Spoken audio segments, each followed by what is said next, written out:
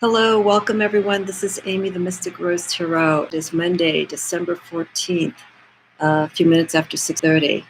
Welcome to Mystic Moon Mondays. And I do this twice a month, bi-monthly. And basically what Mystic Moon Mondays is I talk about moon energy. It's the phase that the moon moves through, the signs that the moon is in, and its influence that it has for us for this week or any coming week. And I feel moon energy is very important. We hear a lot of talk about, of course, the sun signs, but also the sun signs and the sun energy is just, it's vitalizing. It's what makes us who we are, our sun signs. The moon signs, the signs when it's in the moon phase, basically does more work with our inner selves, our emotions, our intuition. And that varies through the phases of the moon. So for today, as many of you know who follow astrology, this has been a day where we've had a solar eclipse, which is basically in Argentina, Chile, South American countries were able to see it. And it took place earlier this morning. I'm on the West Coast, so it was about, I think it was 8:16 a.m. On the West Coast. We didn't see anything. I mean, I looked outside the window and I just saw a little halo, like a glow around the sun, but you know, it wasn't a complete eclipse. We are in the sun sign of Sagittarius, so I'm going to talk briefly, and I'd like to get feedback from everyone. How a solar eclipse is basically the blocking of the sun by the moon. And so when an eclipse takes place, that energy is being held. It's being blocked, if you will, during the duration of the eclipse. And for many people, many see the eclipse as omens, depending on customary beliefs in various countries. They see them as omens. Some of them see them as good luck. I think in Asian countries, it was seen as the great dragon that was swallowing up the sun. And there's pictures that you would see thousands of years ago, like in China and Japan, these images of a great dragon swallowing the sun. And that was their belief. So we have the sun in Sagittarius that was eclipsed today. But today we also have a new moon. Okay, a new moon is basically no moon. We get no light. And it's also in the sign of Sagittarius. And the new moon is seen more as a time similar to an eclipse, because the new moon, in a sense, is sort of being eclipsed. We're getting blocked from having the light reflecting from the sun to the moon. It's a time of just recharging, and I'm going to show you some cards here that I have. It's a time to look back. Sagittarian energy is, hi sweetheart, Sagittarian energy is expansive. Okay, so there's a lot of movement. It's a fire sign. That's their element that it rules. And Sagittarians are seen as adventurers, explorers. As I mentioned this past weekend when doing my Decan reading, they're looking beyond the horizon. They know what's ahead, but they want to see further down the line. They're optimistic. They want to know about knowledge. They like to learn everything when they're in a new environment. But here, that energy, especially when it's being eclipsed, the sun's being eclipsed in Sagittarius, and the new moon in Sagittarius is also being blocked. It's just a time to slow down that energy. And this is from the Moon Oracle deck that I work with to do moon energy work and readings. This is a time to recharge. And it's just that. It's that time to rest. my Decan reading that I did this past weekend for the last week of Sagittarius, from 20 to 30 degrees Decan for Sagittarius, involved the Ten of Wands. And the Ten of Wands is a card that shows, this is a little bit more of an intense interpretation. This is the Ten of Wands from the Tarot of the Holy Light. So Ten of Wands energy is basically, we've already completed, and we're moving into our next phase of any work that we were doing. Wands involves energy, creativity, action, aggressive movement towards things. But for the Ten of Wands, here it shows overexertion. And I'll explain this a little further with the Tarot of the Holy Light. More of an overexertion of using our energy. Our energy was misplaced. It wasn't used in the right manner to complete what we wanted to work on. And so here in the Tarot of the Holy Light, we see two serpents, and they're both on crosses. And Christine Payne Towler used the term crucified. Serpent energies is related to Kundalini. It goes through the chakras. It's that movement that goes from the root chakra all the way to the crown chakra. And it gets various aspects of our body, from the root, sacral, solar plexus, heart, throat, third eye, and crown chakra, to be enlightened, to move, to be awakened. But here, with the serpent energy, it was used in the wrong way. It was used possibly too much. If you see here in the background, we see flames. Too much energy that was put towards something that you were working hard for. Now, here's the thing. In any of the Ten of Wands, excluding this card, the Ten of Wands shows that your progress, the efforts that you've made towards your goals, they're being recognized. You may not see it because you're just busy working straight ahead, using that fire energy that Wands have. But you've just pushed yourself too much. You may have missed some aspects during the process of working towards your goal or creating your idea, and it got missed. So in this time for the Ten of Wands, also related to our new moon and the eclipse that took place today for Sagittarius, is just to take that time, just stop. You don't want to break your body. Take that time to just look and see what's been completed. See any changes that needs to be made. Sagittarius are optimistic, so if they look back on something, they could see what they can do better. And they have to get that initiative once they've taken that break to continue moving forward. So as we are in this last week of Sagittarius, we move into Capricorn next Monday on the day of the winter solstice and welcoming in Yule, and also the great conjunction of Saturn and Jupiter. Let's take this week just to kind of watch our energy and not push too much. It's the holidays, everything's hustle bustle. Let's use the energy of the new moon to kind of keep us grounded. Let's slow things down. Let's look back at what's been done and what we can do to make changes or to better the situation that we are working towards. This could be in a relationship.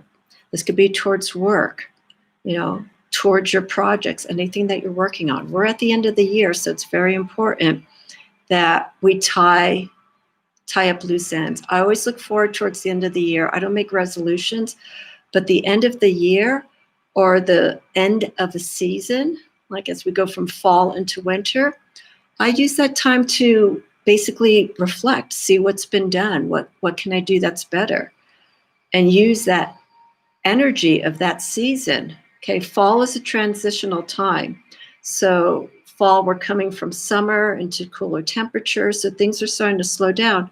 Winter is this time that we really start planning into spring from March. Okay, so for the next few months, just reassess things, recharge. Let's use this period, this downtime, and weather cools down. Coming next week, though, with the winter solstice, which will be the shortest day of the year, over the next few weeks, it'll be more noticeable in January. We're going to get more light. So now this is the darkest time that we're moving into the year. And then come winter solstice, after the 21st, you'll probably start seeing an increase in light by a few minutes come January. And probably by mid-January, you'll start noticing, as I think in some areas the sun's already set by 4:30, maybe 5 o'clock. We're going to start seeing these days get longer. And that's the time that we start harnessing the things that we're working on during the winter months. Start focusing on it. Start using that light that we're starting to gain as we move towards spring. We're not going to be warm just yet, but we're getting more light. Light is inspiration. Light gives us that guiding point and that focus to get things done. So as our new moon starts waxing is when it gains light. So it starts waxing. There's the witch's new moon. I've mentioned this a few times. The witch's new moon is 2 days after the new moon. So on Wednesday, we start seeing that little sliver of light coming in. And for people who practice moon energy, for people who have a pagan practice or Wicca practice, they use that energy because that light is coming in. And that's a source for them to really start harnessing and focusing on those goals. So right now is the time just to kind of start brewing, start thinking about things, but also just not to create any action just yet. New moon is not a time to do physical signing of contracts, I feel, just yet. Let the light come in, and also look at the placement that the moon is going to be in 2 days. So we're actually going to be in Capricorn. Again, I'm on the West Coast. The moon's going to be moving into Capricorn at 7:35 this evening. Okay. And then come Wednesday for the witch's new moon, it's still going to be in Capricorn, but it's going to be from Capricorn into Aquarius.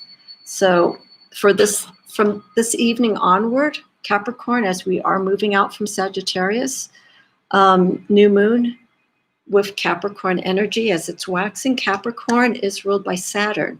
Sagittarius is ruled by Jupiter. Okay, so as I mentioned, those two planets are going to be in alignment next Monday. And you'll be seeing throughout the news and articles the Star of Bethlehem. Apparently when these two planets are in alignment, there's supposed to be a subtle burst of light that's supposed to look like a star. The alignment, unfortunately, is going to be here in the daytime in the West Coast. So in other areas, you'll probably see it. But I believe this alignment will start taking shape from the 19th, and it culminates on the 22nd or 23rd. So the apex of that joining is going to be on the 21st, on the winter solstice, shortest day of the year. So if it gets dark earlier, you could probably start seeing it. You have to look in the southwest hemisphere from what I've been reading. So if you have a compass, do your research online, find the southwest area, of course, an area where there's not a lot of light, and let that compass guide you. Again, look online, find information exactly, and you will probably see it in the distance. So I'm looking forward to it. I think spiritually, I'm leaving it open. I do not know what to expect, but I would love to see a little glowing star in the distance. And this will be the first time that this alignment has taken place since, I think it's 1240 AD or 1260 AD. This is thousands of years ago. This is a long time ago. So when we have a rare astrological occurrence, like the eclipse that took place in South Central America, even if we don't see it, the alignment's there. Take that moment and just read about these planets, their energy, and bring it into your practice. What I was starting to say is Saturn is planetary ruled to Capricorn, and Sagittarius is planetarily ruled by Jupiter. So Jupiter is expansive, movement, so on and so forth, optimism, looking ahead, while we have Saturn, which is the opposite. It's contracting, it's discipline, it's limitations, creating structure within yourself. So we're going to have two planets with conflicting energies, which is going to be interesting. And somehow they're going to form a star, some sort of astronomical occurrence is supposed to take place. So we'll see. But use those planetary influences on that day and see what you could bring into your practice with it. And if you don't believe in astrology, just look up at the sky and just see what you may experience. So, as I mentioned, in about 45 minutes, the moon's going to be moving into Capricorn. It's going to still be in the new moon, so we're not going to see it. But if you want to start working on that Capricorn energy, again, we're moving from Sagittarius, so we're going from a place of very optimism, movement, so on and so forth, to Capricorn. We're taking all that energy and we're confining it. We're starting to put some shape into everything that we have been working on for the month of Sagittarius and putting it into a form that we can work with, so it's more controlled. And again, we're going to be moving into the waxing stage of the moon. So this is a good time if you want to get things organized. And we're moving into the season of holidays and whatnot, of tradition. And Capricorn is a sign of tradition, values. Kind of look within those aspects and embrace what Capricorn has to offer. I love Capricorn. My 10th house, I believe, is in Capricorn. And I'm starting to realize, as I delve more into my practice and I focus a little bit more with astrology, and especially the last few months, as we've been in Sagittarius and now we're moving into Capricorn, I don't have any Sagittarius in my sign whatsoever, but I can still feel that influence of that sign for that month. So noticing that maybe you have an increase in energy, you're being a little bit more open-minded towards things, and I've been feeling that. And then with Capricorn, this is going to sit very well with me because this will put me in a position to where everything that I'm working on right now, I can start focusing and start honing in on a particular topic, if you will. I've been all over the place with my practice, and I've been realizing in the recent weeks, I really need to condense it. I really need to focus on one thing, that grooves with me, and to share the experience that I'm learning with other people. So that's why it's important for me to do these Mystic Moon Mondays, because I like people to understand the power that the moon energy has, and how it moves us and how it helps us react and work through things on every 2.5 days. That's when the moon moves into one sign and out of another. So we start feeling these shapes or these shifts. And there are people who are emotionally sensitive to these shifts that the phase of the moon changes, especially as women, and especially if you have a new moon that's in a particular sign. it's so important to really follow that and see, why you're doing things a certain way. Okay, you have your sun sign. Your sun sign is just, the characteristics, your personality that that the stars had for you when you were born. The moon sign is more our inside, our spirit, how we feel and how intuitive we are towards things. So keep it very simple when you're practicing and you're working with these aspects, because there's so much information. But also journal. I mentioned this when I do my lives. Keep track of changes that you feel within yourself and see if it is aligned with the moon energy. If you have a moon sign and then you have an opposing sign, like Taurus is your sun and your opposing sign is, and the opposing sign is Scorpio. If your moon's in Scorpio and your sun is in Taurus, those are opposing signs. So you're going to feel a little bit of conflict, but I feel opposing signs actually are a great combination, because what one weakness of one sign has, the other one can actually support that sign, and vice versa. So I'm a proponent for opposing signs, whether it's in a work relationship or personal relationship. I feel opposites do attract for that very reason. So what one person is missing in their characteristics, the other person can actually empower that and fill in the blanks, if you will. So yeah. Another thing I want to point out is for the month of Sagittarius. I want to wrap up a few things for Sagittarius, because I won't be doing another mystic moon for probably another 2 weeks, which will probably be into the new year. I want to talk very briefly. I'm going to sidetrack just slightly. I shared a post on Instagram, and I've done this every season. The Moon Oracle. Let me bring this box up here. I don't know if you could still find. This is the deck that I work with for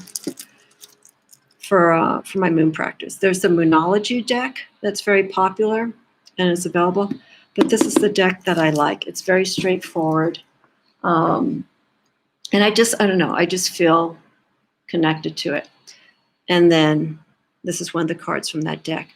But what the Moon Oracle also offers, besides offering the waning and waxing phases of the moon and the signs that they're in, also based on their elements, is they also have a moon mansion section, which is for 28 days.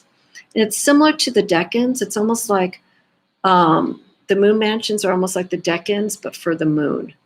So when I do like my 0 to 10, 10 to 20, 20 to 30 degree decan readings, that's in relation to the sun sign that it's in. And the decan I did this past weekend was for the sun in Sagittarius, and for that week and the energy that it will influence for the last 20 to 30 degrees of Sagittarius, with the planetary influence of the sun. So with the moon mansion, every 10 days, if you will, a decan, there is a card that gets assigned to it. And I don't have the card here that I was going to show you, but besides having the decans, the moon decans for the 28 days of each month, they also have goddesses, and the goddesses that represent the seasons. So we have 4 seasons, and and each season is represented by an astrological sign. And so they represent 3 goddesses for each season. And for this season, we have for Sagittarius, and this is the last goddess until we go into, no, this is the second one. Our last goddess for the season, for the winter season, is Hecate, or Hecate, and that's in January. For for Sagittarius is Kali. And I want to show this card really quickly because as we know, for Kali, Kali is the goddess of destruction. And I like Kali because it's very similar to almost the Scorpion energy. It basically destroys everything in its path just to find answers. So when you tear things down, when you destroy things, there's a purpose for it. In this case, depending on which goddess of Kali or which incarnation of Kali, you will see different transformations. Exactly. Different shifts. It's growth. And what's interesting is for Sagittarius and Kali is Sagittarius really doesn't destroy.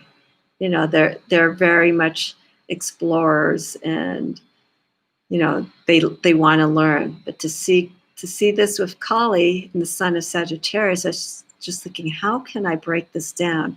How can Kali relate to Sagittarian energy? And I think this is more of an internal experience for a Sagittarian. Because Sagittarius is, as I mentioned, they're optimistic, but I think also inside, if things don't go the way that they feel directed to, they have to look within. And they may not be in the destructive vein as Kali, but they see things that they have to let go of. And this is apropos considering what this day has been like with the solar eclipse and the new moon. It's releasing, letting go. Not as aggressive as Kali here, but it's letting go of anything that just got in your way to get to where you want to go. You have to remove those aspects. You have to let it go. And then once those detours have been torn down or they've been addressed, you move on. And of course, whenever you break things down, you have a different perspective. You can see things better. And that would be one way that I could interpret Kali in relation to Sagittarius, is letting go of anything that stands in your way. You know, again, it's a fire sign. And when you have any fire sign influence, you can't really stop them. You know, we have Aries, Leo, and Sagittarius, all fire signs, but different aspects. Cardinal for Aries and fixed for Leo and mutable for Sagittarius. So Sagittarius can play. Sagittarius can sort of work with their situation. They'll make space for changes, but not so much that it compromises the direction that they want to go to. And if they start feeling that, if they start feeling their space is starting to get confined, remember Sagittarius is expansive, that's when issues are going to come and they're going to leave. Or they're going to address the situation in such a way so that they can remove whatever is holding them back from moving forward. And then once that's been addressed, they keep moving ahead. So we have Kali for Sagittarius this month, and I think it's a wonderful goddess to have, especially at this time of, you know, releasing and also holding back. You know, this isn't a time of outward action. It's more of inward action, and just looking within and seeing what needs to be taken care of. Got to take care of yourself. One thing that Sagittariuses don't like is they do not like stagnicity. They get bored very easily. And I've met and I know quite a few Sagittariuses, and I can't even keep up with them. One day they're doing this, and then the next day they're doing something completely different. And just can't keep up with that kind of energy. But it's wonderful because they're in a place that makes them feel happy because they have that freedom and that expansive nature. So even though I don't have any Sagittarius in me, it's wonderful to see them exploring, taking risks that they will be held responsible for if it goes against them or it goes for them. Sagittarius, again, they'll work with whatever comes to them and they'll manage through it, very well. So that's my take right now for our moon work with Sagittarius, solar eclipse, and in our new moon. So let me see here. Hi, Shelley. So how are you feeling? Infinite Intuition and Shelley, how are you feeling right now? Especially Shelley, your Sag new moon and the eclipse. Some people don't feel anything, like I mentioned, but again, there are people who are very sensitive. And if you feel, to have a new moon in a fire sign is very hard because you're asking these fire signs to quell their energy. Good. That's wonderful. To slow down and again, like I said, just take that moment. It's like you have the car revving up. Okay, that's a fire aspect of a lot of these fire signs. They're ready to go, but the brake is on that car and you can't move just yet. Slow down that energy. Remember what I was saying about the 10 of Wands. Okay, if you overextend your energy, you can physically drain yourself. You may get overwhelmed and you have to be very, very careful, So all fire signs, cool it. My moon sign is in Leo, which is a fire sign. And I actually get empowered during the full moon in Leo. And I had a wonderful experience about a year ago that basically it saved me in a sense by making choices, and it got my emotions more contained and to be focused. And so it was a wonderful time. You are so calmed and relaxed compared to last week. Which deck? Infinite Intuition? Was it this one? If so, this is the Tarot of the Holy Light. And then the Kali, this is from the Moon Oracle deck. And the deck has the goddesses, it has the moon phases in relation to the signs and when it's waxing and waning. It's a wonderful deck. This is a deck that I really love. And then I will show you this card just to sidetrack a little bit. This is the deck that I've been working with. This is by the Unified Esoteric Tarot. And this is what I've been studying for doing my astrological tarot readings, doing decan readings. I have another deck that holds similar to this. The Tarot of the Holy Light does incorporate astrological aspects, but it is very intense. I have mentioned in the past I'm working with another tarot reader who does astrology, and we're studying this deck right now. And we've already gone through 2 of the elements. The next one we're going to be working on is actually either Wands or Pentacles. And I will do a post when we're going to be hosting it. We may do one at the end of this month. Just because of the holidays, we're going to figure out what to do. But Tarot of the Holy Light is an esoteric deck. It brings in aspects of the Kabbalah, Hermeticism, astrology, but this is more going from a historic perspective. So, and I've always loved history, so it's been an interesting journey to work with this deck. Let's see, your sun is in Leo, double fire, yes.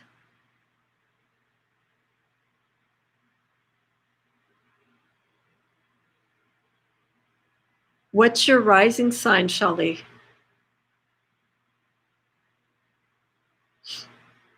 Yeah, this is a wonderful deck. And here at the bottom, we go through the phases. So right here, the solid color shows that we're in the black moon or new moon phase. And then when you go into some of the other decks, here's our waxing. Here's our first quarter. And then's our balsamic. And then here's our full. And then we go to the waning. So each card, as it changes phases. So does the coding of this. So it's very easy to follow. It's not too complex.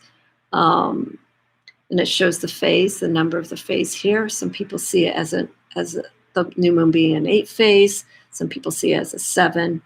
But here's the 8. And then here is our key word of being dormant, being still, not a lot of movement. And then we have the symbol for fire. It covers everything that you need. It's wonderful. Scorpio. Wow. How have you been feeling, Shelley? Since we had Scorpio, and then you have Sagittarius and Leo. You have water, and then you have double fire. How does that work? How do you feel with the moon energy? You say you're feeling good, which is good. When we have, the sun that was in eclipse today, and then we also have the moon, that's eclipse in its own way, new moon, it's being blocked. How do you feel overall when it comes to moon energy? Because this is something that I want to bring across to people who take part in the chat. I like to know their experience, how you feel with the phases of the moon. Some people just aren't aware of it. They're like, oh, I've never paid attention to it. And I just suggest, as I mentioned earlier, watch the phases. If you're having a particularly difficult few days or weeks, look at the phases. And that's why it's always good to write down. We're the moon in Capricorn. We're now going to be there in about 30 minutes.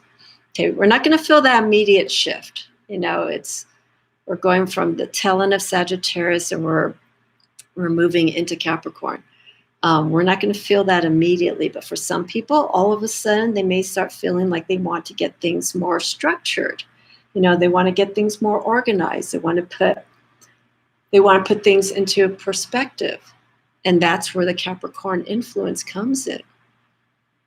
And again, as we're leaving Sagittarius moon-wise, this is our last week of Sagittarius, you may start feeling almost like this. I have to go back to this card.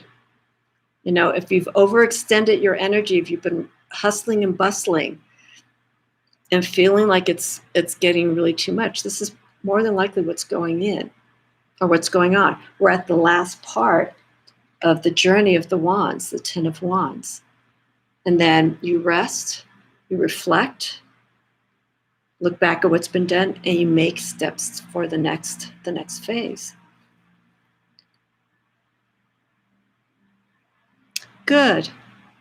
Very good, Shelley. Yeah, I think as we go to the end of the year, and I don't want to make reference to what's been going on for this year because we all know it. It's been wonderful to see people's feedbacks as to how they're feeling. Many are still, unfortunately, still stuck, and they have the fear, not knowing what's going to happen. And my heart goes out to people who have lost people with this pandemic. It's very heart-wrenching, but what's so important is we got to find that strength. That's why we keep hearing the words community. We need to stick together. Let's work together to lessen the numbers, so on and so forth. It's time to, start looking forward. We have a new year coming. We have shifts going on. We still don't know exactly what's going to happen, but now is the time to start making these changes for the better. It's one of these things that with next week, with the conjunction of Jupiter and Saturn in the sign of Aquarius, of all things. We're getting some interesting alignments within starting today to next week. You know, we have the new moon, solar eclipse in Sagittarius, same sign next week. Actually, let me see for next Monday. Okay, so Jupiter and Saturn, they're going to be in Aquarius. That alignment will take place at 10:21 West Coast time, 1:21 p.m. East Coast. But again, this is going to be, that's the apex. We'll have time, I think, from the 19th, as I mentioned, to the 22nd or 23rd to experience it. So that alignment will be there because it's the slowest moving planet. So we'll be able to see that in the evening. But the moon for next week, the sun will be in Capricorn and the moon's going to be in Aries. So we're going to have Capricorn and Aries. We have earth and fire sign going against each other. And it's going to be very interesting when we have Aquarius lined up. I'm trying to see if there's any other conjunctions or anything else going on here. No, just the moon in Aries. And the moon in Aries will take place on Monday, 2:32 West Coast time, 5:32 East Coast time. And it's Aquarius has always been that planet or that sign similar to Sagittarius. They're visionaries. They're always looking ahead. They're rebels. They don't really listen to anything else except themselves. They're idealists, and that's going to be very interesting for having Saturn and Jupiter in that sign, and then the moon's going to be in Aries. So a lot of energy is going to be happening that day between now and next week. Hi, Julianne. How are you? I got something to show you. The wands are very nice. They're very nice. I've been reading the book here a little bit. If no one knows Julianne Victoria, she has a channel here. She is my co-partner in crime. She is the one that I am working with and practicing with the Tarot of the Holy Light. So she has a lot of experience with astrology and tarot. It's a wonderful journey, and both of us agree that the Tarot of the Holy Light is a deck that I wish the creator, Christine Painteller, would create a course, like a year-long course, because it is so comprehensive.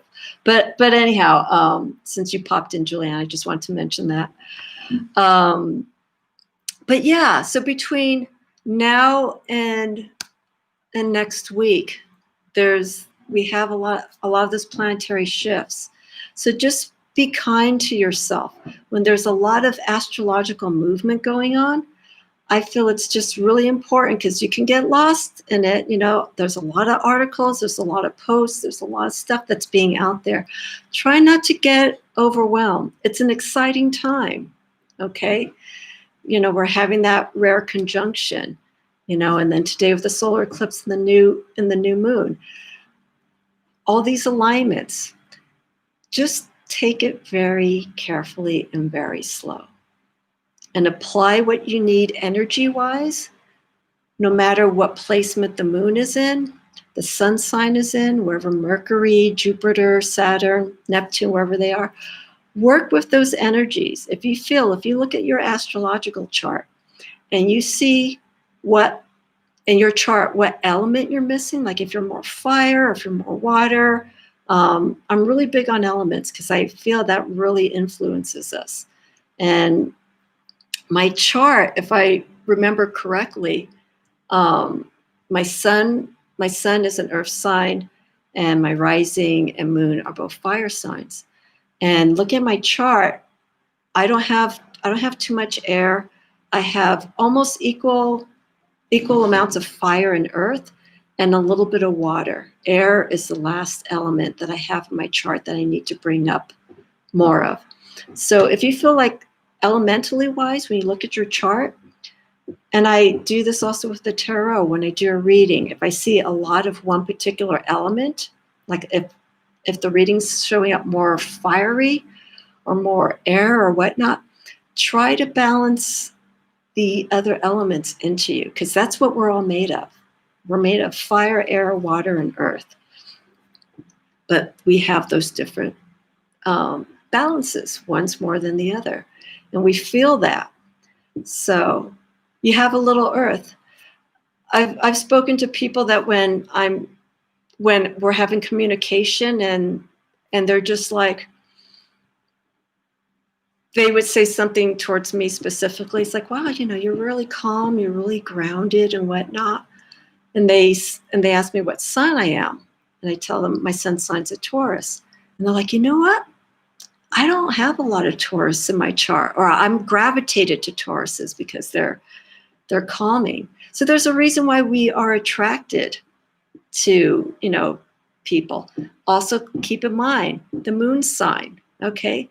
Someone's moon influence could also be that. You may not be attracted so much to their sun sign, but there's something about that person that you can't really pinpoint on, but you're still connected to. You guys may have the same moon sign. There's that understanding.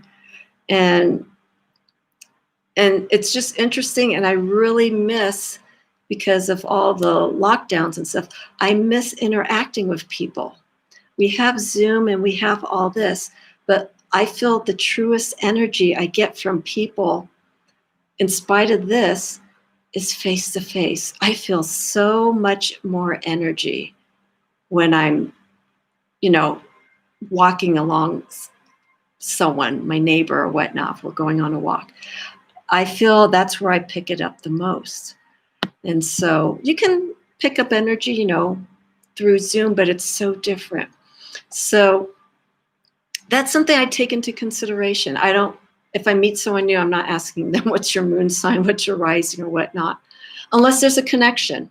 If we're talking and things are going really good, I just have to ask, what sign are you by chance? And then next thing you know, they like astrology and we're starting to talk about astrology. It's just like, see, there's that connection. And they probably have the same moon sign as me or something like that. Yeah, the muggles realize, what's muggles? Infinite. Yeah, the muggles realize and don't like it. And COVID, I don't know, what's muggles? I don't know if that was a typo. But yeah, if just elementally wise, I feel the connection comes in more from the moon energy as opposed to the sun. Because again, the sun is how our characteristics, how we come across. Thank you from Harry Potter. And so I feel when you talk to someone and you feel, I don't know if it's really working, you kind of get curious. You kind of want to know what's their sign, but I don't, because I don't feel it's proper if I don't know that person very well. But I feel we are attracted and drawn to people, obviously, for various reasons. And some of that can be great. Some of that could be bad. Some of that can be in the sense where it becomes debilitating and you're relying so much on that person because you have signs that are maybe placed in not strong positions or in houses, and you rely on the strength of this person. Someone who's a Scorpio, Leo, someone who has a lot of strong persona, someone who is controlling, and that's something you could be lacking. It's interesting. You think about how you interact with your family, and for anyone who knows your family's charts and whatnot, you would probably go, yeah, I get along with my mom, but that Mercury, boy, that's really a problem. There's issues with communication, or in relationships, with Venus. You're trying to figure out why a relationship isn't going well astrologically, you find out that there's some issues with the sign that they have placed in Venus and also Mars, because Mars is of action and activity and aggression, how we react to certain challenges and whatnot. So it's very fascinating, and that's the whole premise of. Hi, sweetheart. That's the whole premise of me learning the tarot and growing with it and implementing things as astrology and learning all these different nuances, because it's a vast sea. There's just so much information to learn. So yeah,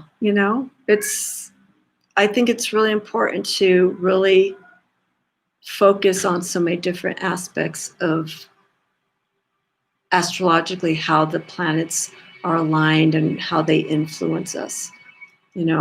I think I saw on Reddit that there are a few people who have Mercury and Jupiter somehow in Aquarius, and so they're looking forward to next Monday.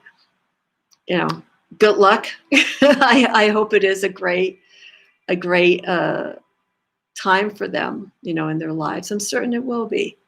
It's a time where these planets become at peace, for a few days, even though they have conflicting energies. So that's my talk for Mystic Moon Mondays. I don't know who else is here. I know Julianne, if you're still here. Infinite Intuition, Shali. If you have any questions or anything you want to jump into the discussion, anything you want to share, please do so. I also offer on my Mystic Moon Mondays to do readings. They're very quick. I'm not going to do like a 10-card spread or anything. I'll do probably no more from 1 to 3 cards. So if anyone has a question, whether they're part of the chat or if they're just watching, I am open to that. But if you have any questions about moon energy, the signs, the placements, the eclipse, what's, how you're feeling, please let me know. You'll take a reading. Okay, sounds good. What's coming for love? All righty. If you will give me 1 second, you've probably heard in the background, this is my familiar spirit. He's a cat. And he always likes to vocalize whenever I do my lives for the most part. So give me less than a minute and maybe a few seconds and let me see what's going on with him, and I'll be right back.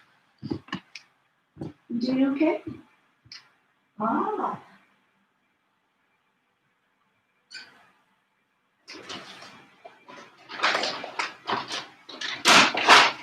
It's feeding time. Just a little bit.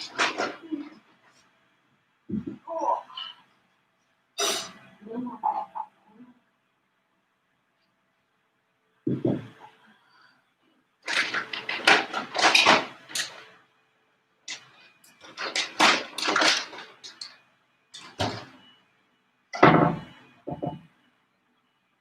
Okay, I'm walking back. He is fed.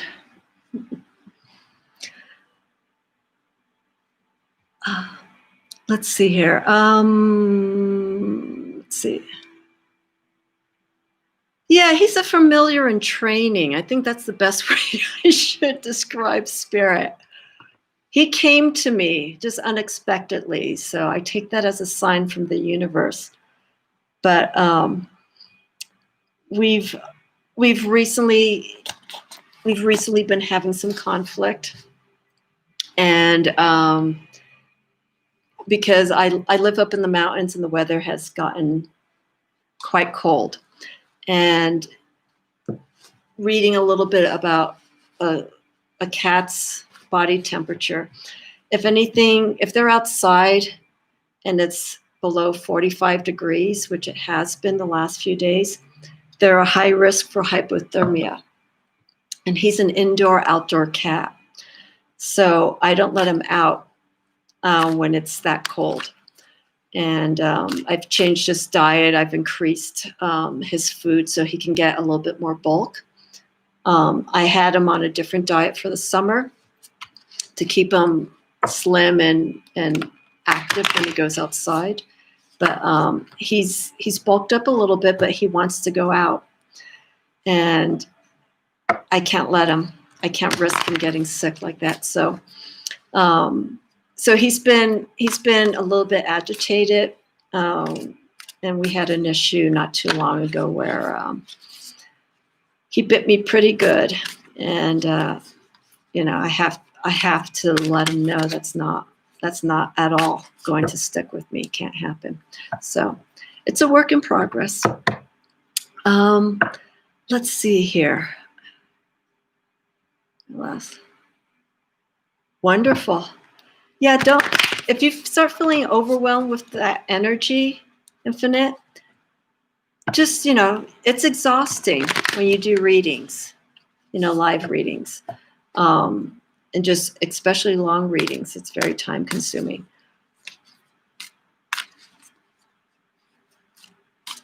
Okay, let's see. I have a scratching post, but he doesn't use it. He does not use it. So and I just recently changed my schedule, so I'm not going to be home as much. So I have to, yeah, he is a teenager, Sean. He actually is, because he's 2 years old. And I believe 2 years is a junior age, which is usually about 20. So he's a rambunctious 20-year-old millennial. Sorry if you're a millennial, sorry. who just has to, and he's fixed. And I don't know his history, because like I said, I found him from outside. I don't know if he was dumped. I shouldn't say dumped. I don't know if he was abandoned or whatnot. I gave him the opportunity that if he wanted to go back to wherever he came from, to go back. He never did. He stayed. I left some food for him, and cats can sometimes just have food and then they leave, but he stayed. So I took that as a blessing. So we're learning from each other. Let's see. No catnip. The last thing this cat needs is catnip. He needs to calm down. I gave him some, hemp for pets. And so I gave him that, but that seemed to kind of agitate him too. So I don't really want, it's not addictive. I know hemp oil isn't addictive. I just don't want him to get attached to something like that. Not that he would, but I want him to, anything hormonally, let him work it out. But if he gets aggressive, which he has done, like I said recently, when he bit me really bad, that hemp went into his mouth. And about a half hour later, he calmed down. He didn't go to sleep, but I think part of his personality too comes with the fact that he is an indoor-outdoor cat. So he has strong hunting instincts, and he just jumps at any opportunity if he feels that there's something to attack. I can't do a second cat, Julianne. I can't. It's more of a responsibility. If I had someone else here, we would consider, possibly a second cat. I know he needs company.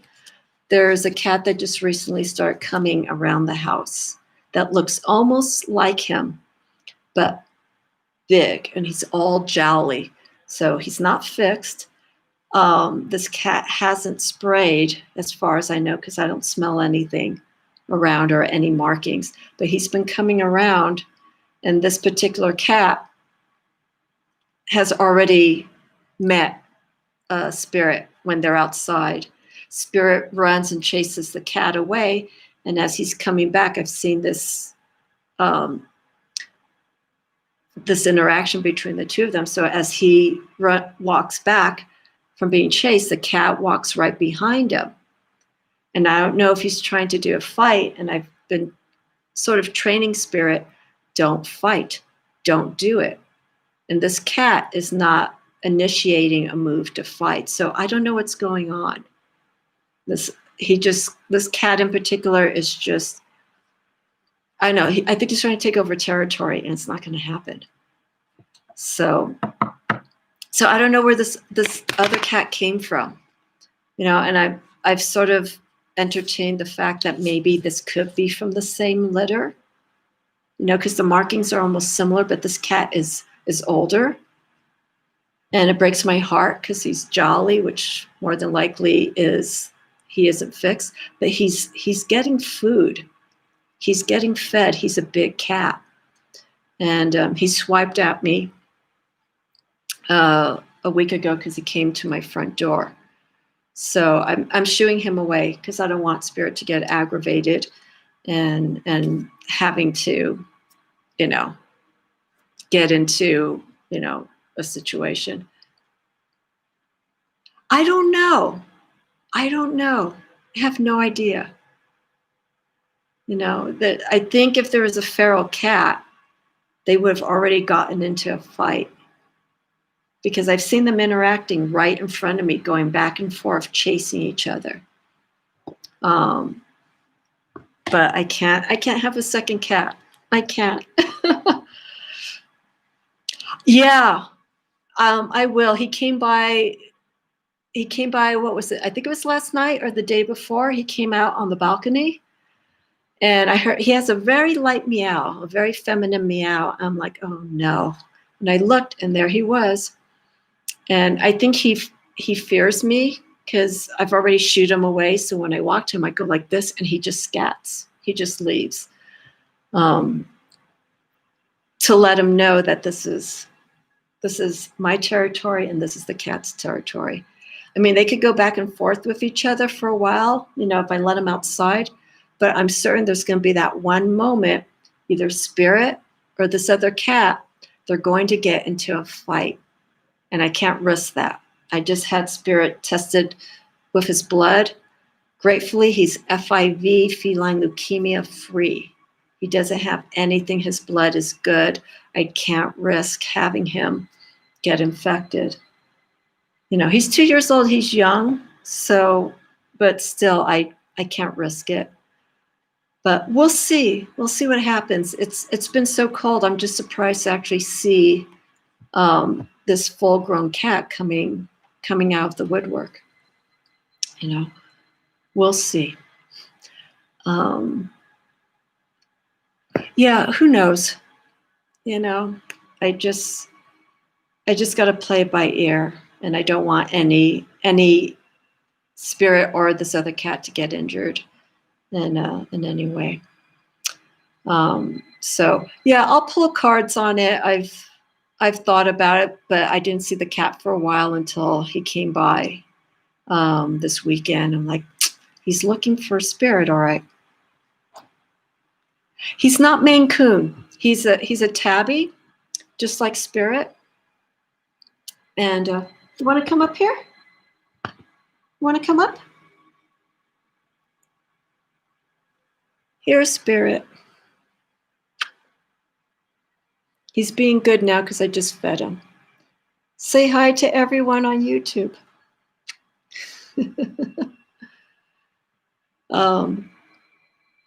Yeah, he's a tabby. I got a good look at him. His eyes are green though. They're emerald green. And spirit's eyes, as you saw, are like golden yellow. So that doesn't mean anything. The mom could have had yellow eyes or green eyes. But yeah, I don't know. So he's on my lap now. He's fed, and he's warming up my lap. It's very chilly in here. Okay, so Julianne, let me know if you'd like to have a reading for whatever. If not, totally fine. Infinite Intuition, and also Shali, if you like, a a reading, let me know. But Infinite, what's your question? You were asking about love.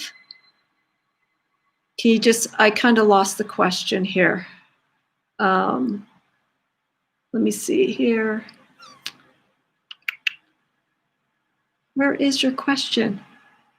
Infinite intuition, if you could type it in again, if it was something specific. You said what is love, or what is in store for you for love? I just want to be sure. What's coming for love? Okay. I'm trying to think.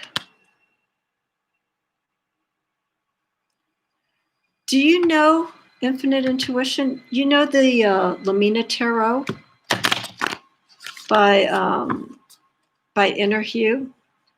I don't have the box here in front of me. I was thinking about either doing a reading for you from the not Infinite Intuition, from the Lamina Tarot, or the Witch's Wisdom, which came out about 2 months ago. No, not Lemuria. That's the Oracle deck. That's the deck that has all the bright colors and it's very vibrational. It sounds like you don't know this deck. You know what? Let me do this. I'm going to do the Lamina, and you'll see the card. Okay. All right. I'll just do this one. And maybe I have an Oracle deck here that maybe I'll pull for reference. Okay, so Infinite Intuition. What's coming for love?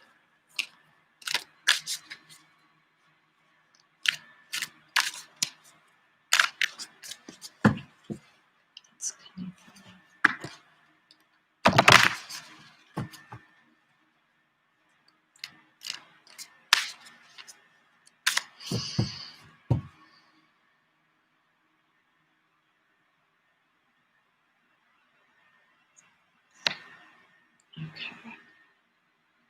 Okay, so I'm going to do 3 cards. And this is the style of reading that I do is normally when I have the tarot, the way I read. So I do and this is also a reading that I do for evening meditation before I go to sleep. So this is my subconscious, conscious reading, subconscious and conscious reading. The 3rd card is the bridge between these 2 realms. So the conscious state of the card that I'm going to pull, which will be the first one, the subconscious will be the second, and then the bridge card will be the third. This, the conscious card, which I'm going to show in a moment, shows how you're feeling about your perspective towards love, or what you're thinking about at this moment. The subconscious card is how you are feeling deep down in your heart, in your soul, about love. So this could also reflect something in a positive sense or something negative. The 3rd card is the bridge card, which merges the conscious and the subconscious aspects of both of these cards. And basically it's the guide as to what you need to do to focus on your inquiry, or on that perspective. Okay, so nice. Okay, so this is again from the Lamina Tarot. So this is the conscious card, Infinite Intuition. So I got the Chariot, and so you know the Chariot is ruled by Cancer. The Chariot is a major arcana card. It is a card here that we've seen different depictions of someone who is actually in control of horses that are in movement, sometimes, or sphinxes. Sometimes the animal energy or the sphinx is stationary and they're getting ready. The person who's holding the reins is getting ready for movement. But in this card, what I feel, again, this is the conscious part. What I'm feeling specifically, okay, in Cancer is ruled by the moon. what I'm picking up here is that there's a lot of, I don't want to say chaos, there's just a lot of different perspectives that you're taking right now towards love. You're trying to figure out, what's going on right now. What do I need to bring love? Or if you have love already, what can I do to make it better? Or why is it going in a certain direction? I feel right now there's a lot happening, that there is a lot of things that you're thinking. And something that needs to be done is you need to take control of this. And using the influence of Cancer, Cancer is a sign of the emotions. They feel things, they're very intuitive. And even though I stated this is the conscious card, we're starting to see the influence of what you've been thinking and how you've been feeling, and it's coming up to the surface. Your emotions are showing up outward, and they're not clear. You need to get a perspective as to what you want from love. And I've gotten this recently. It's like, what do you want? Everyone wants love, but what specifically are you looking for? You could go into spiritual love if there's something missing within you. It could also be the love of having a mate. It could be the love dealing with a family member. So I take all those perspectives into consideration when I get a card like this. So really, let's focus on what you really want and take control. Look at everything that's been happening. Write things down. I'm a big proponent for writing things down, because we could think about everything that's happened in the past, and then we get caught up with things and we forget. But by writing it and seeing our patterns, we get a better perspective. I just fed you. We get a better perspective as to what's going on. We look at our past patterns, seeing what can be changed. So let's put things into control. There's a lot of movement, a lot of uncertainty, not clear things. Take control of that and start looking at what you really want. Dwindle it down. If you want everything in love, that's going to be hard. You have to focus on a few things and work from there. So this is the conscious aspect of the reading. I'll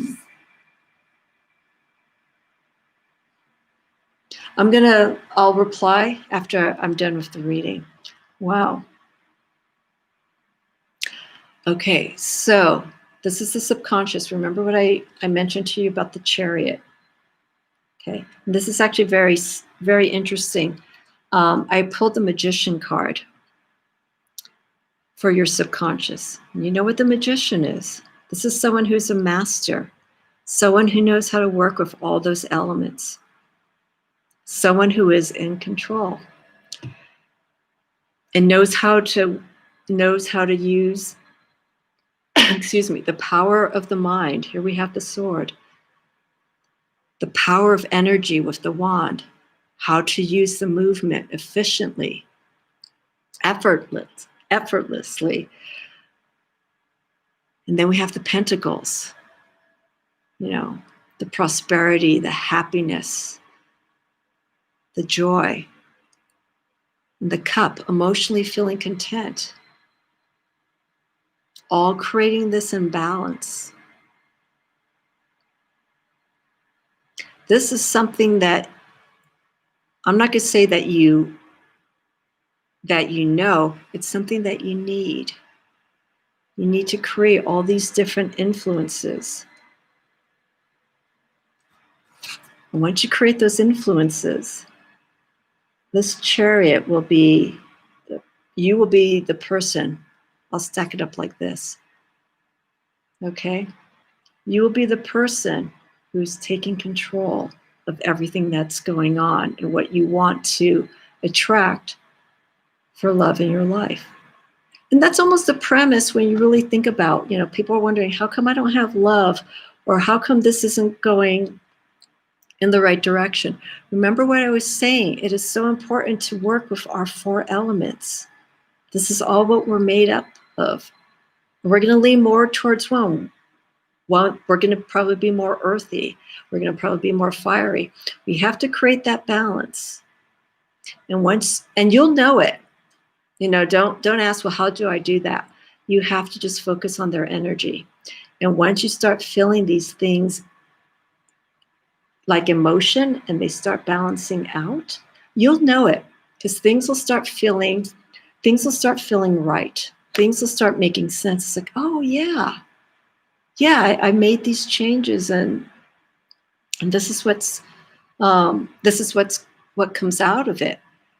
And I usually see with people, not when doing readings, with people that I know, that once they've made changes in their lives, either physically, emotionally, mentally, work-wise, when you have those 4 elements all in balance, like everything is stable. Emotionally, you're feeling strong and you're feeling good. Physically, you have that aura about you, that magnetic attraction, communication. You feel like you can communicate very well.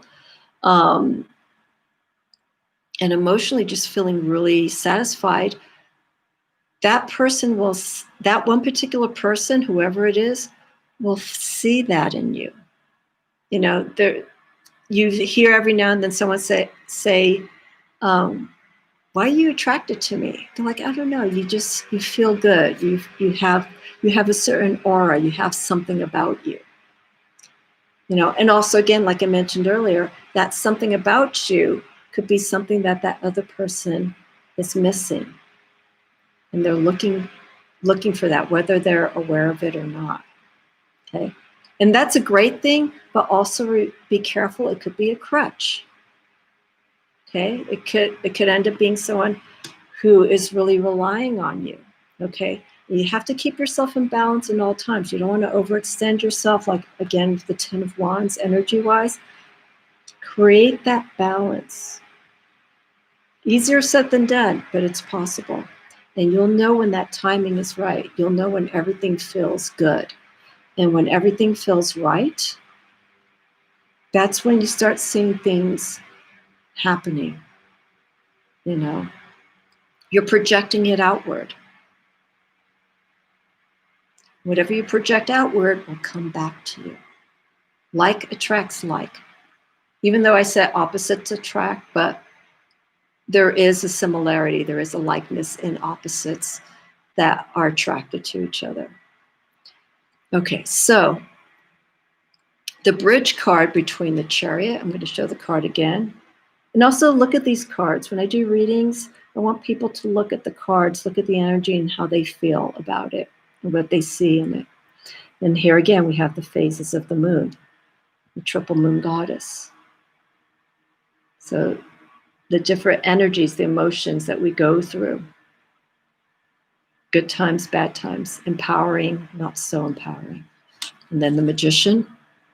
Okay, remember, we're mastering, we are in control of these elements. And if you look closely here, right there we have Mercury, which is the planet that's ruled by the Magician for air, for communication. Okay, so our bridge card is, you got all major arcanas. I shuffled this deck, so there's a lot of changes that need to be worked on here. So the bridge in between to get to these 2 aspects is just to be open-minded. Okay, and the Fool's ruled by Uranus. And Uranus is the sign of Aquarius, or I'm sorry, is the planet for Aquarius. And you know what the Fool is? The Fool is on a new journey.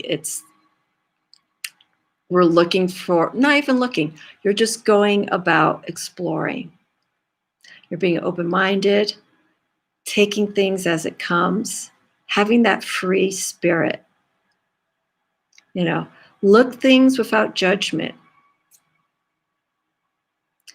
And with this bridge card, by doing so, okay, you'll start coming to terms with the emotions, how you're feeling. Again, you're exploring. And then the Chariot, we'll start controlling these emotions. We're starting to see what needs to be done. And this card is the key. We have to create that balance. Okay, I know this is sort of contradictory because we have Uranus and then we have Mercury. And so we have a sign that deals with communication. Think of also communication from the heart. And being expressive with how you feel. And I mean, look at the energy of this card.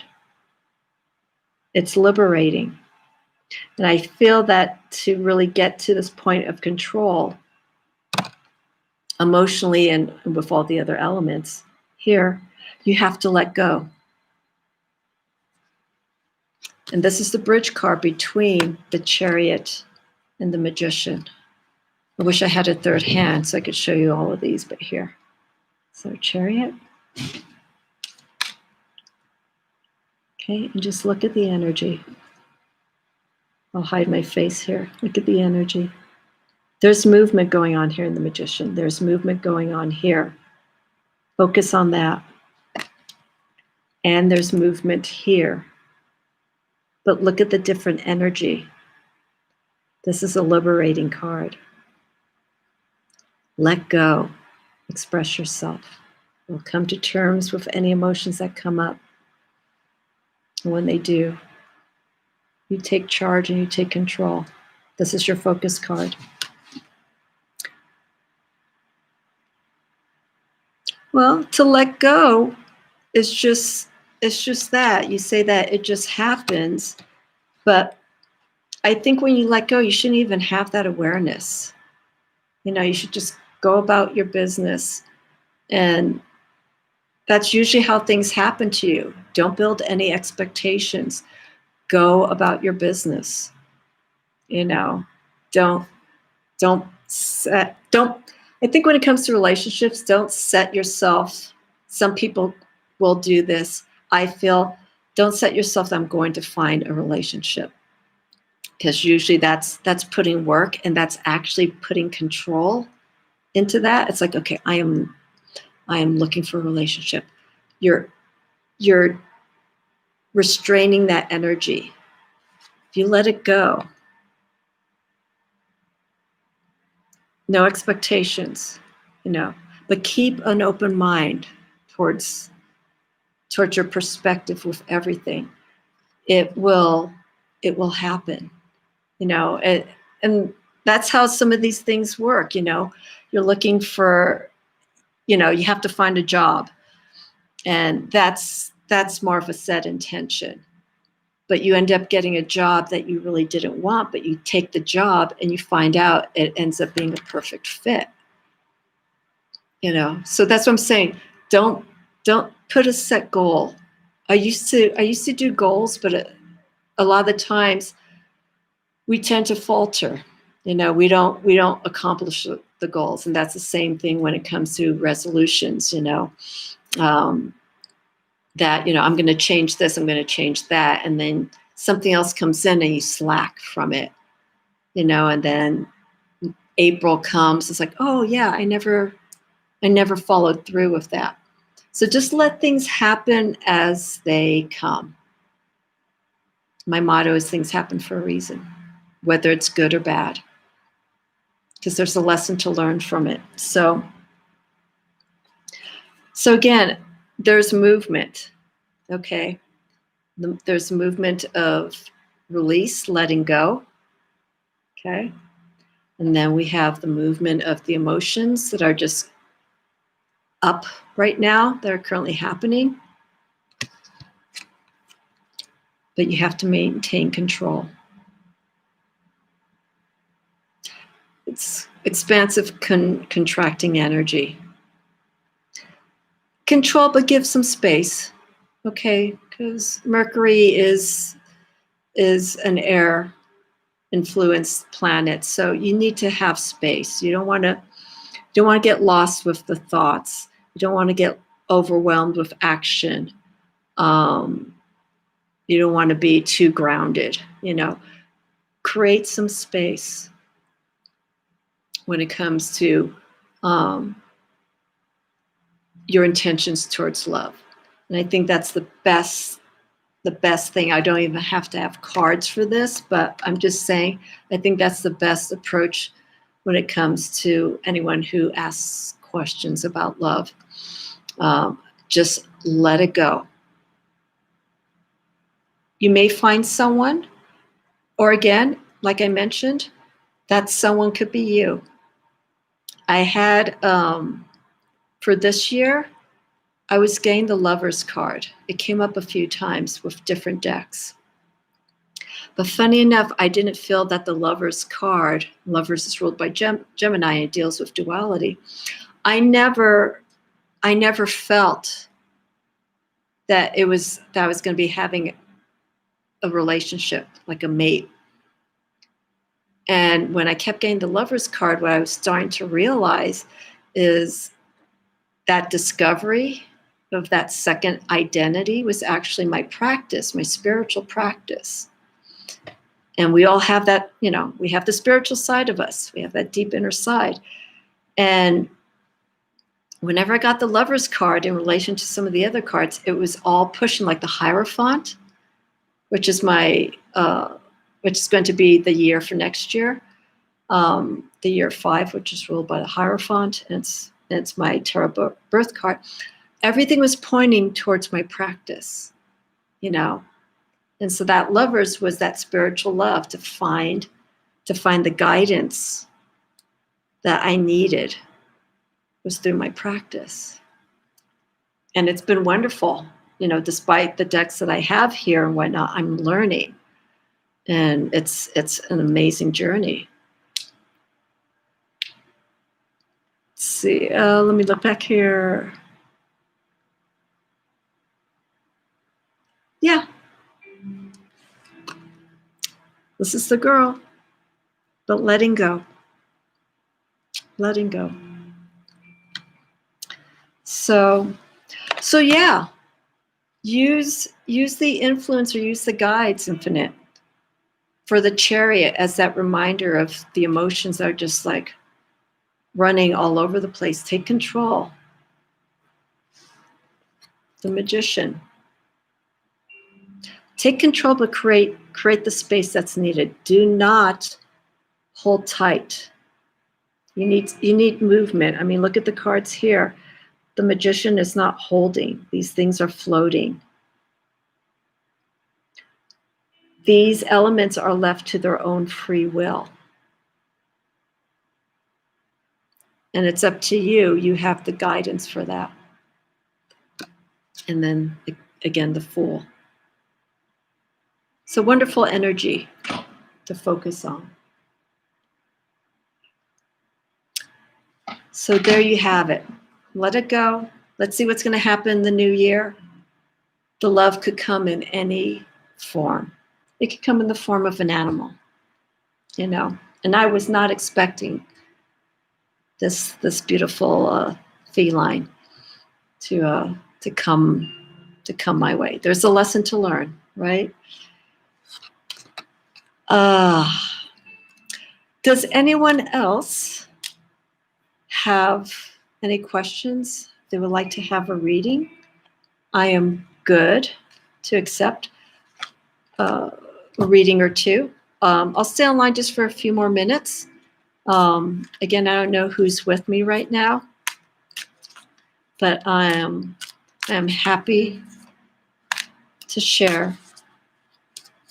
But the guides have to share with me, to share to you. So I have, again, an Infinite Intuition. This is the Lumina Tarot that I was reading from. Okay, all right, Shelley. And then I have the Witch's Wisdom, which is a beautiful deck. Let me show you the box, because That's a deck that I've been working with. There's so many decks I'm working with right now, but okay. So this is the deck, or the box. I'm sorry. And just to give some insight, if anyone's interested to have a reading from this deck, you've already seen the Lumina Tarot. The Witch's Wisdom by Phyllis Carrot. I'll take your question too, Shelley, in a moment. But just to explain, the Witch's Wisdom is not all hoodoo, witchy, crafty, spooky. Some people may get put off by it because of the title of it. But the deck is far from it. The deck incorporates Wiccan belief, but the imagery is by far not witchcrafty. That's probably more to my witch's oracle that I have here. So the Witch's Wisdom is a very organic, it's a nature-loving deck, and Witch's Wisdom uses, again, the 4 elements as sources of inspiration and guidance during your journey. So a lot of the images here are connected to nature, and the names have been changed. So you can almost read the Witch's Wisdom like an oracle deck, but also a tarot deck. So I can read from that, or I can read from the Lumina Tarot. But if you, from already what you've seen from the box, I can't show you the entire deck because that would take too much time. But if you like to have me read from the Lumina Tarot, I will. If you're interested in the Witch's Wisdom, I'm more than happy to work with that deck.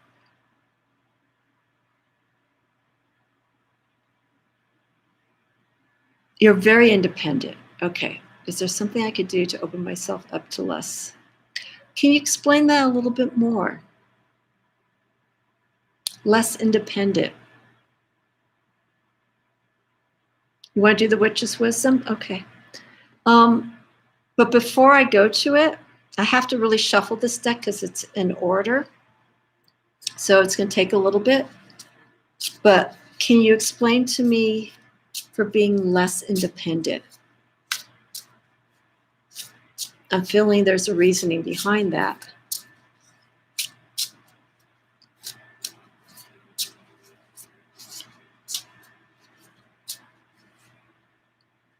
They don't see you in a partnership. So I better understand. So you feel by being less independent, you want to become more of someone that people can depend on, or you want to end up being a dependent. Do you see what I'm saying?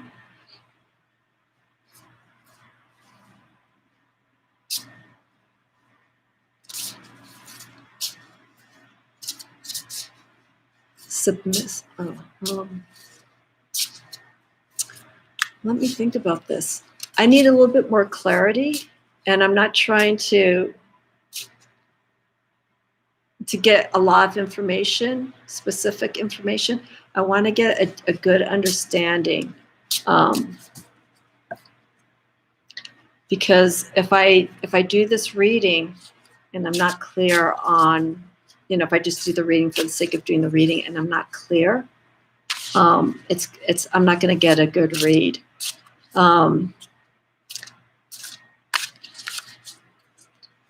You want to be more dependent. Okay, give me a minute to think this through.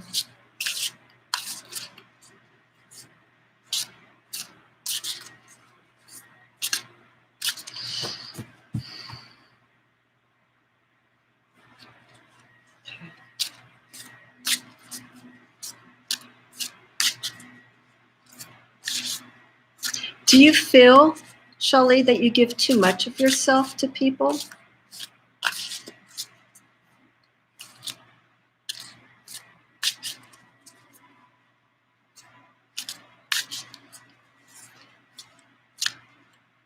Do you feel that? Do you feel you give too much of yourself to people?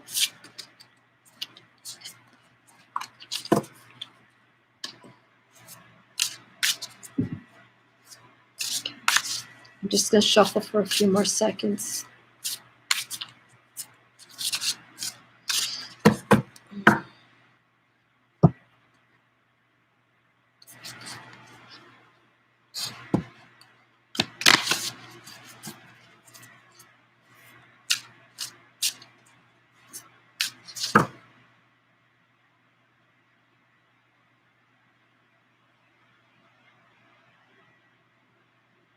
Okay. Okay. Okay, that helps. Thank you, Shelley.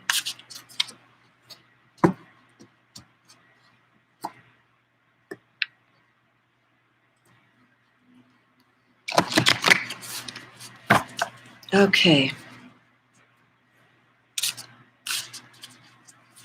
Okay.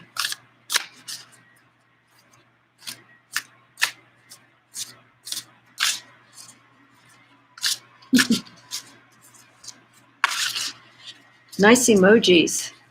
I like that. Okay. All right, let's see how well I shuffled this. This is the Witch's Wisdom. It's a chunky deck. Luckily, I have long fingers, so I can shuffle this many different ways.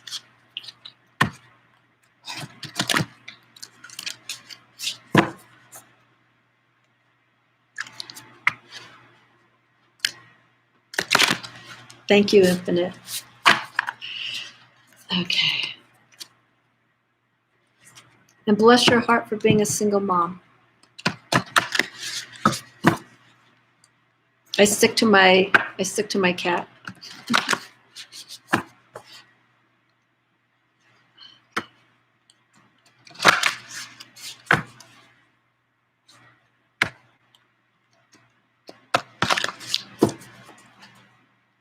And thank you for your patience. Like I said, this deck was in order, so I want to make sure I give it a good shuffle.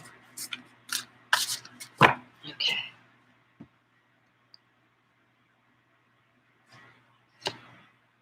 Okay, so I'll do the same. I'll do subconscious and the conscious and subconscious reading.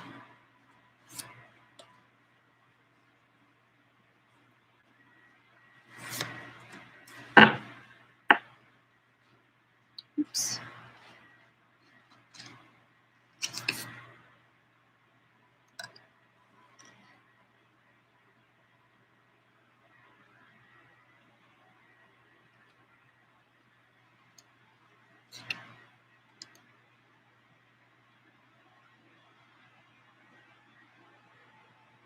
Wow, okay.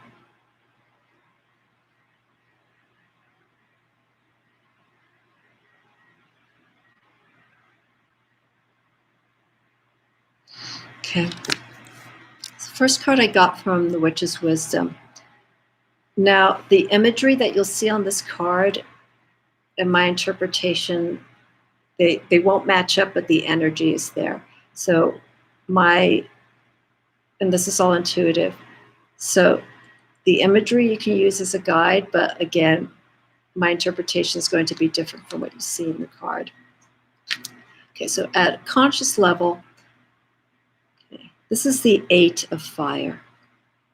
Okay, and 8 of fire or 8 of wands, as we see this, normally is seen as a lot of movement. There's a lot of energy that's taking place. And I'm just going to give a breakdown of the card, and then I'm going to relate it to your question.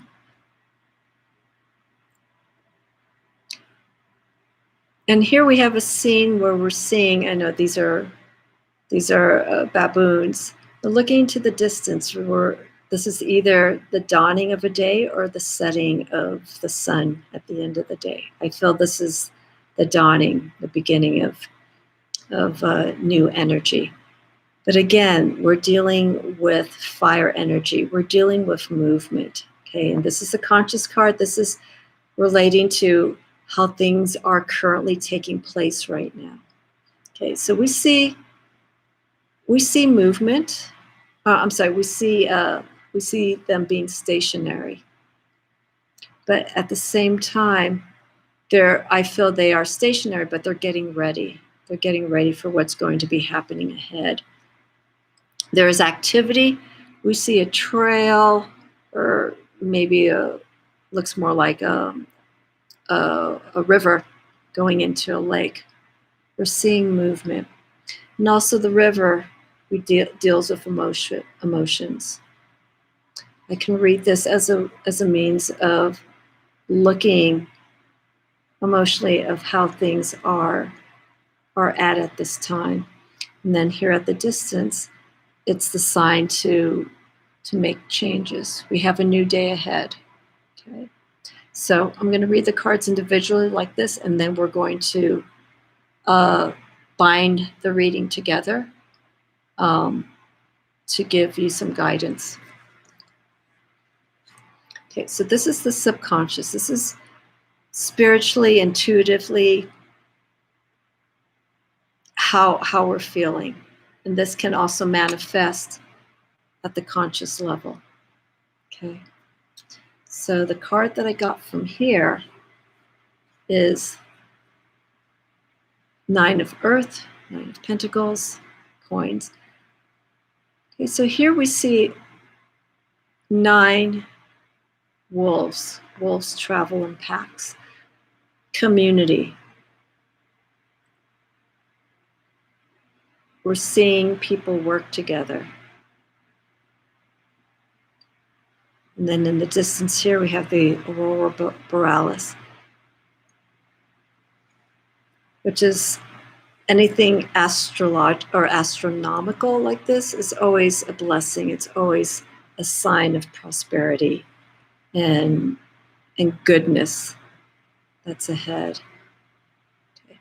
This, I feel, is what you feel that you need. I feel like you need to be surrounded by a community of people. If not, because you said that you've been more or less an introvert. You mentioned hermit. This card indicates to me very strongly that you need to work with people who will support you, and vice versa. A team is just that. A band is just that. To think like-minded. And wolves are also intuitive, so everyone communicates also at a physical level, mental level, but also intuitive. Here we have someone who's the leader of the pack. I'll just say that they are the leader of the pack.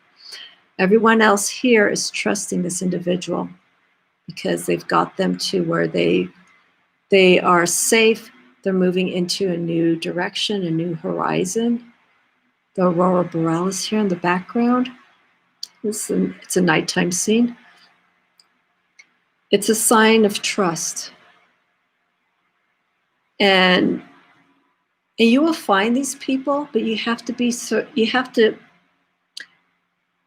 I mean, look here. Okay, we're seeing a need to be with a support group.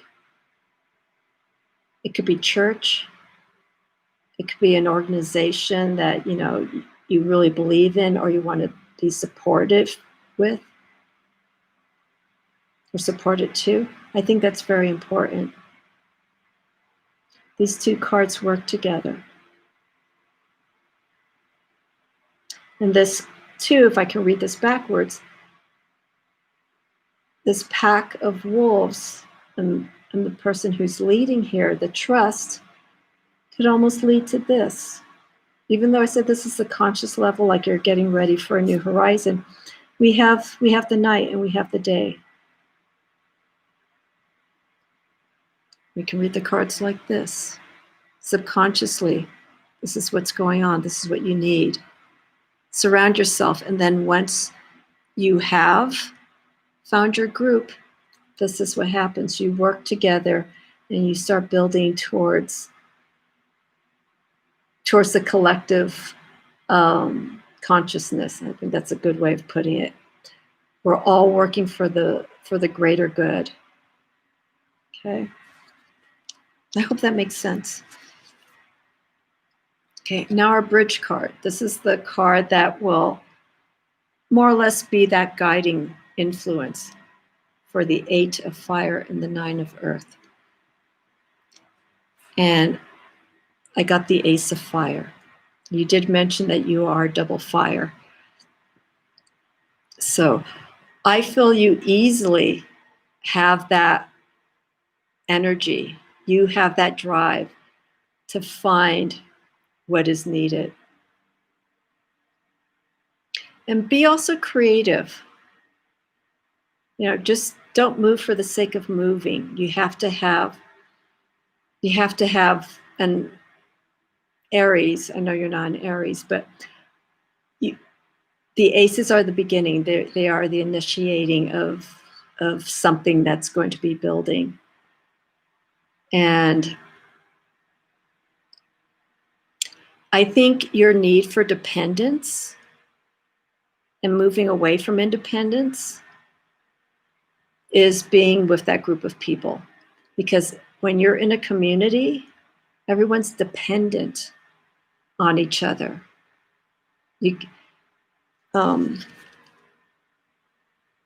Here we have the leader.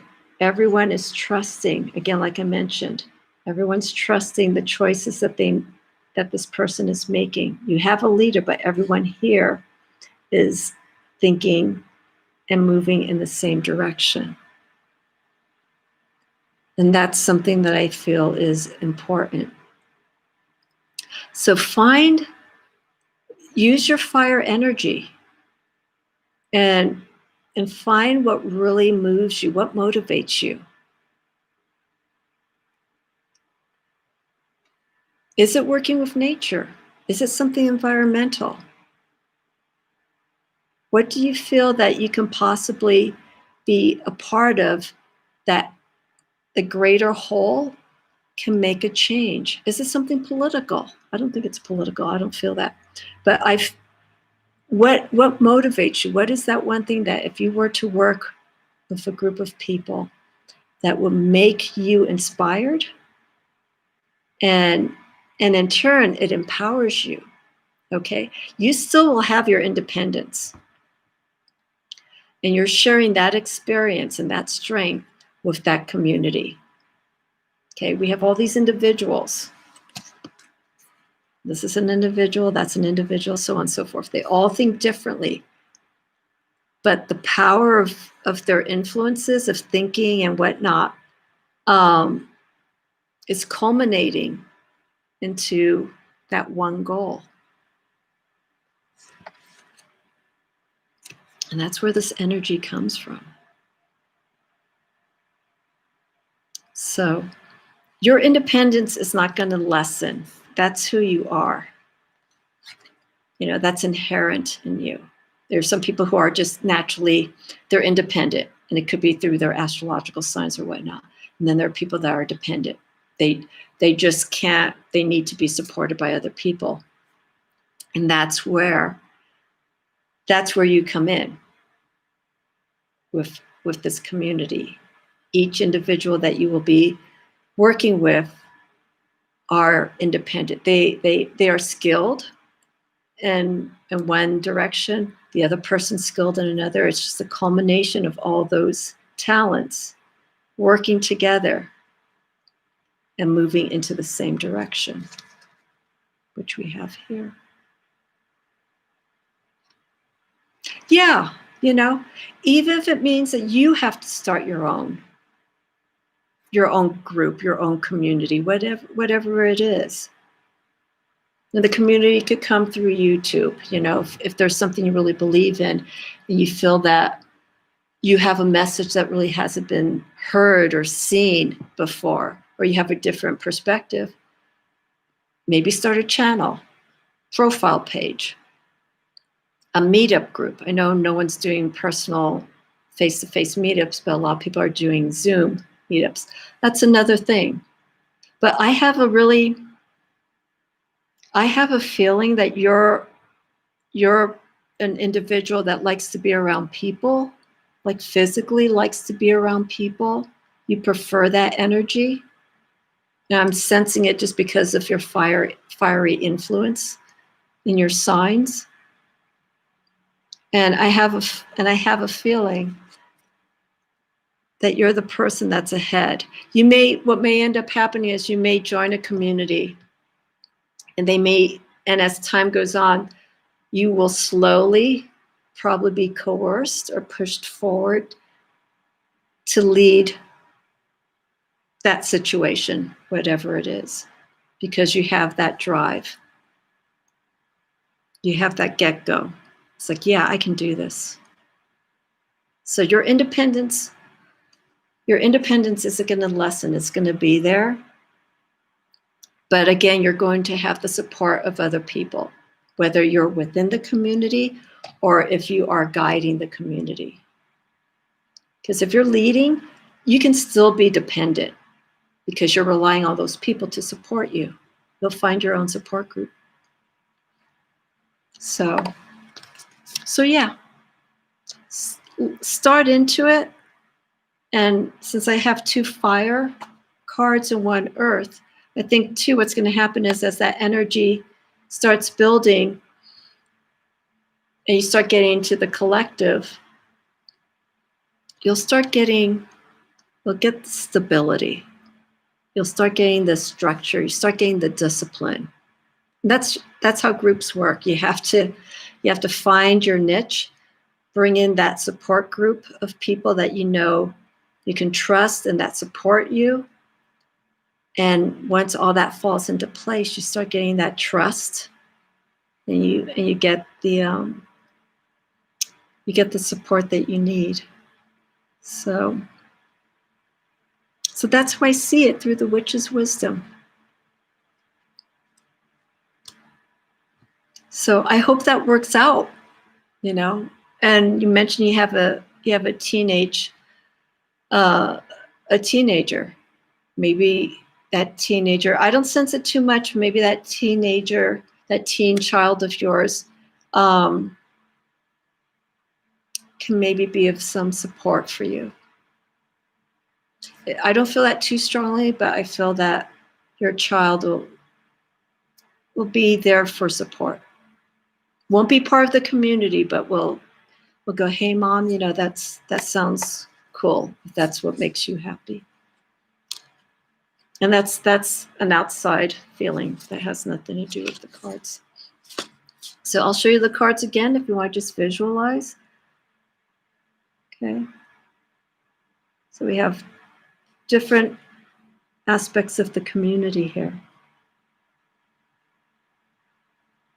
And these are both intellectual creatures, the baboon and the wolves.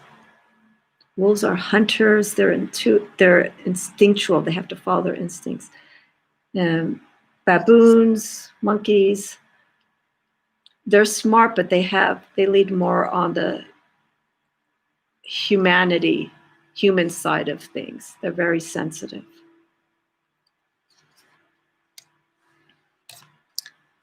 Okay, well then use it.